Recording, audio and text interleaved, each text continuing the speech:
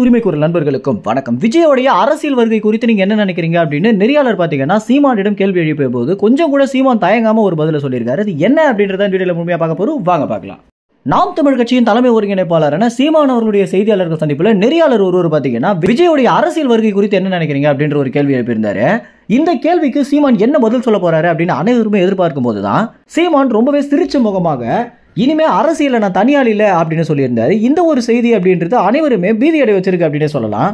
ஏன்னா விஜய் அரசியலுக்கு வர போறாரு அப்படின்னு சொல்லியதுல இருந்து தமிழ்நாட்டின் முக்கியமான கட்சிகளான திமுக, அதிமுக, பாஜக இந்த மாதிரியான கட்சிகள் எல்லாம் பாத்தீங்கன்னா ஒரு பெரிய அச்சத்துல இருந்துட்டு இருக்காங்க.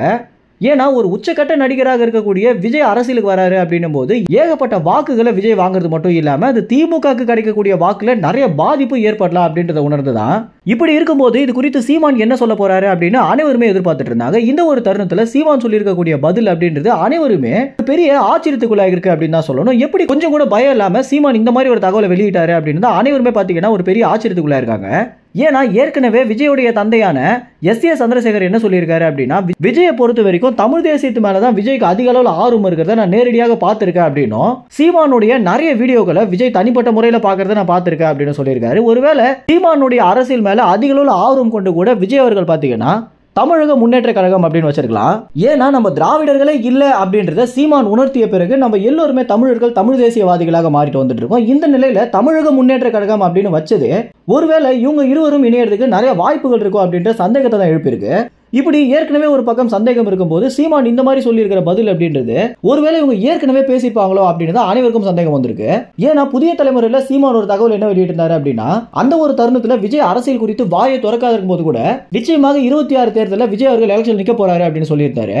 ஏன்னா தகவலே வெளியிடாத நிலையில சீமான் அதை அவ்வளவு கரெக்டா சொல்லியிருக்காரு அப்படின்னா இவங்க ஏற்கனவே இது குறித்து டிஸ்கஸ் பண்ணியிருக்க நிறைய வாய்ப்புகள் இருக்கு அப்படின்னு தான் நமக்கு தோணுது. 26 தேர்தலில் இவங்க 2 பேருமே கூட்டணி கட்சியாக நின்றுட்டாங்க அப்படின்னா அதிக அளவில் ஜெயிக்கிறதுக்கே வாய்ப்பு நாம் தமிழ் கட்சிக்கும் விஜய் கட்சிக்கு தான் இருக்கும் அப்படின்றதுல எந்தவித மாற்று கருத்துமே இல்லை.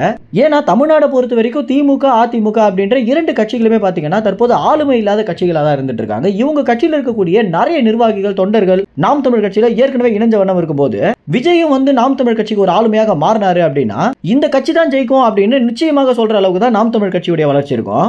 இந்த தகவல் குறித்து என்ன நினைக்கிறீங்க அப்படின்னா 26 தேர்தல் அப்படின்றது எந்த அளவுக்கு தமிழ்நாட்டையே புரட்டி போட போகுது அப்படின்ற உங்க கருத்துக்களை கமெண்ட்ஸ்ல தெரிவிங்க. நன்றி, வணக்கம்.